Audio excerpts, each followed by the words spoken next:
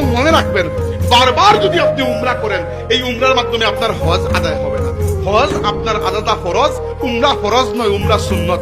আমরা অধিক হারে উমরা করার সুযোগ পাচ্ছি, এখন সৌদি সরকারও সুযোগ দিয়েছে আমাদেরকে। তাই আমরা অনেক উমরা করি, হজের দিকে খেয়াল করি না।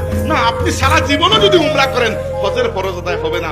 হজ আপনার উপর ফরজ, উমরা আপনার জন্য সুন্নত।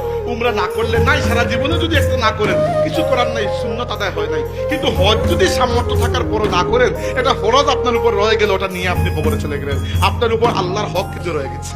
আল্লাহ বলেছেন যে ইন্না আউওয়ালা বাইতিন মুদিআ লিন-নাসি লাল্লাযী বিবাক্কাতা মুবারাকান ওয়া হুদাল লিল আলামিন। আল্লাহ পাক মানব জাতির ইবাদতের জন্য প্রথম ঘর তৈরি করেছেন মক্কা মুকাররমায়, যেটা পুরো মানব জাতির জন্য হিদায়াত। ওয়ালিল্লাহি আলান নাসি হিজ্জুল বাইতি মান ইসতাতা ইলাইহি সাবিলা।